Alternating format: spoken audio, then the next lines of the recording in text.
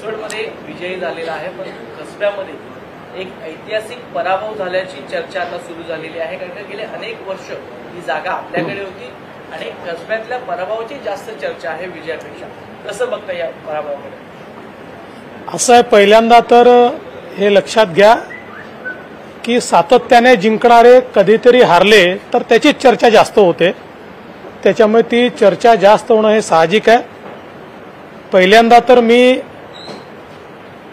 देशभरामध्ये भारतीय जनता पक्षाला जे काही यश मिळालेलं आहे त्याबद्दल देशाचे पंतप्रधान माननीय नरेंद्र मोदीजी, त्याचप्रमाणे आमचे अध्यक्ष श्री जगतप्रकाश नड्डाजी, सन्माननीय अमित शहाजी आणि भारतीय जनता पक्षाच्या त्रिपुरा युनिट असेल, नागालँड युनिट असेल, या सगळ्यांचं मनापासून अभिनंदन करतो.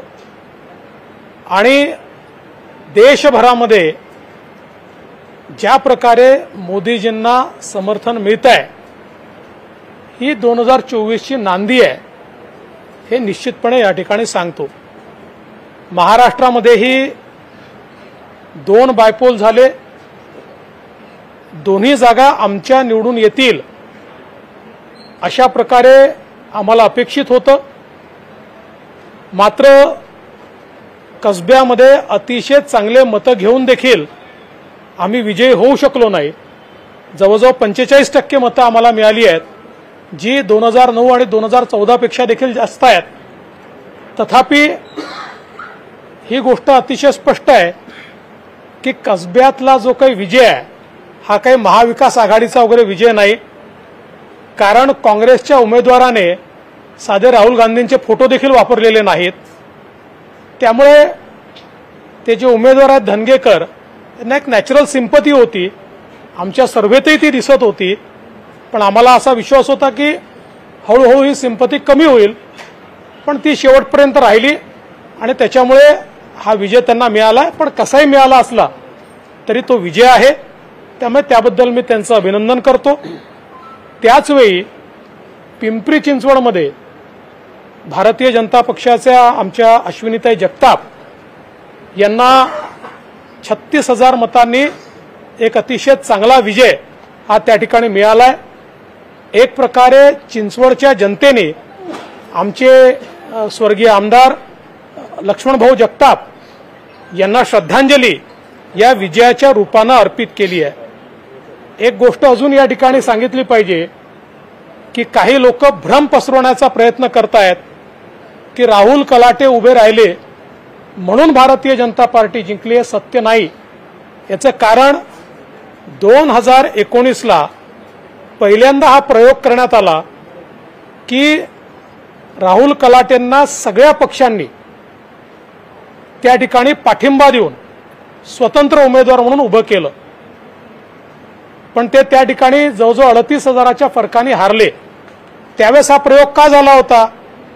कारण त्याही वेळेस माहिती होतं की काँग्रेस किंवा राष्ट्रवादी काँग्रेसवर जर त्यांना उभं केलं तर जी शिवसेनेची हिंदुत्ववादी मतं आहेत ही सरळ भाजपकडे जातील आणि म्हणून त्यावेळेस त्यांना इंडिपेंडंट उभं केलं होतं.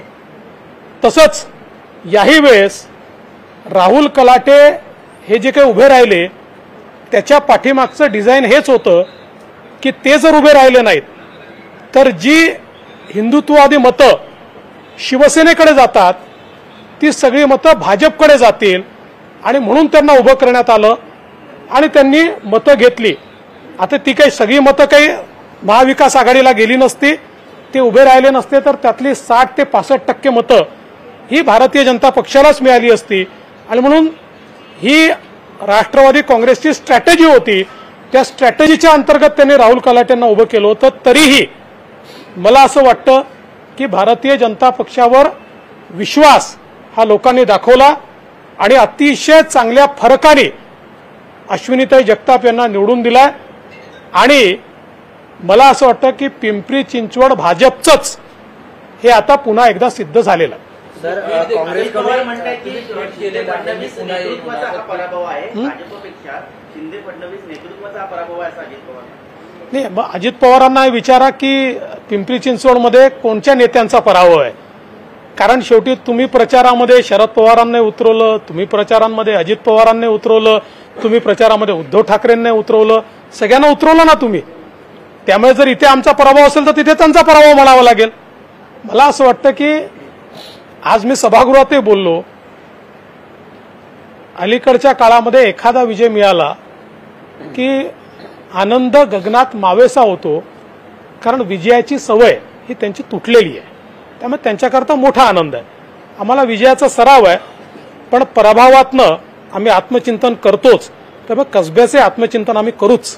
सर पिंपरी आम्ही आशीर्वाद मागण्यासाठी पुन्हा येऊ, काय त्याचा अर्थ काढायचा? 2024 साली पुन्हा येणारच आम्ही आणि कसबा जिंकणारच आम्ही. सर काँग्रेसकडून असं म्हटलं जातं की ही जी मतं आहेत चिंचवडमध्ये मिळालेली ही सहानुभूतीने मिळवलेली मतं आहेत, ही भाजपची मतं नाहीये.